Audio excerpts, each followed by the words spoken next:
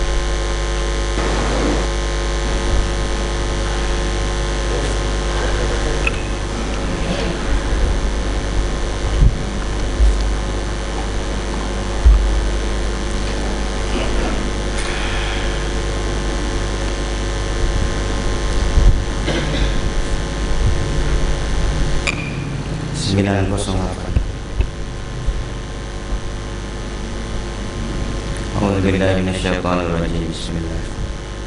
Assalamualaikum warahmatullahi wabarakatuh.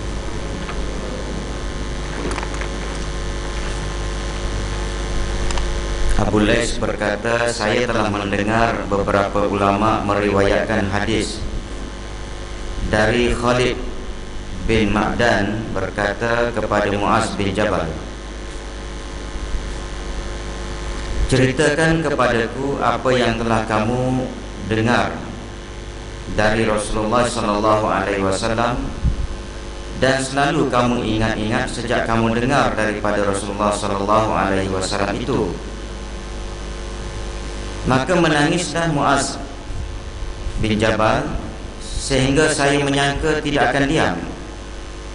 Tetapi ia lalu diam dan berkata, di waktu saya membonceng di belakang kenderaan Nabi sallallahu alaihi wasallam, tiba-tiba Nabi sallallahu alaihi wasallam melihat ke langit dan mengucap, Alhamdulillahilladzi yaqdi fi khalqi bima habba. Panjang hadis. Baik.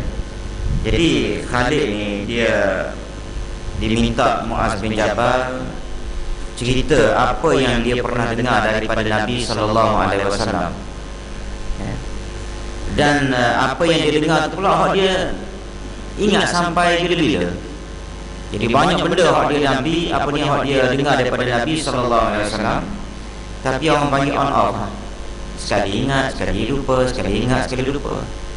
Jadi Khalid bin Ma'dan ni dia minta, engkau tolong cerita pada aku satu benda yang kamu dengar daripada Nabi, yang kamu pegang dan kamu ingat sampai bila-bila. Aku dengar tu. Jadi bila Khalid bin Ma'dan ini minta daripada Muaz bin Jabal begitu, maka Muaz bin Jabal ini nangis. Sampai Khalid kata, aku rasa dia ni takkan berhenti. Tapi dia menangis tu, tiba-tiba dia berhenti. Lalu dia bercerita, dia kata, aku pernahlah naik kenderaan bersama Nabi sallallahu alaihi wasallam, dan Nabi pernah tiba-tiba dalam situasi itu dan Nabi tengok ke langit dan berkata, Alhamdulillahilladzi yaqdi fi khalqi bima habba. Kita tengok terjemahan, sebab dia panjang.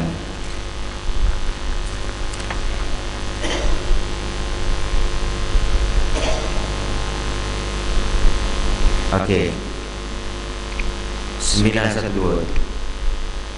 Jadi maksud yang Nabi baca tu, bila dia tengok ke langit, lepas tu Nabi baca, segala puji bagi Allah yang telah memutus dan menentukan keadaan makhluk sebagaimana yang dikehendakinya. Kemudian Nabi memanggil, ya Muaz. Jawabku, labbaika ya Rasulullah. Lalu Nabi bersabda, saya akan menceritakan kepadamu hadis yang belum pernah diceritakan oleh seorang Nabi pun kepada umatnya. Jika kamu ingat-ingat selalu, akan berguna bagimu. Tetapi jika kamu dengar dan tidak diingat-ingat, berarti putus hujahmu di sisi Allah pada hari kiamat. Jadi Muaz kata, lepas dia berhenti menangis tu, dia kata, aku tengok Nabi tengok langit. Bila tengok langit tu, Nabi kata, Nabi mengucap dengan ucapan yang saya baca tadi, alhamdulillahilladzi yaqdi fi khalqihi bima habba. Segala puji bagi Allah yang telah memutus dan menentukan keadaan makhluk sebagaimana yang dikehendaki, yang disuka. Jadi itu ucapan yang pertama. Lepas tu Nabi panggil Muaz. Dia kata, Muaz, mari sini, aku nak cerita satu benda yang mana cerita ni Nabi lain pun tak pernah cerita. Dan cerita yang aku nak cerita ni, kalau kamu ingat sampai bila-bila, maka kamu akan ada hujah yang kuat di hadapan Allah. Tetapi kalau kamu lupa, kamu tak ada hujah lah. Tak ada hujah. Sebab bila nak berhujah di hadapan Allah Ta'ala ni, bukan berhujah di hadapan Allah Ta'ala ni nak berlawan dengan Tuhan. Apa panggil nak berdialog, nak suku hati kita atas nama manusia di hadapan besok. Allah Ta'ala kata gini, kita kata gini. Itu dia. Tapi Tuhan tahu dah ke? Cuma Tuhan nak suku hati kita ni, dia bagi ruang untuk kita berhujah. Macam yang saya pernah cerita, Tuhan di hari akhirat besok, Nabi cerita ada satu orang dibuka amalan dia tu sampai berjela-jela, sarjana mata memandang. Lepas tu Tuhan tanya, betul ke tak amalan kamu ni?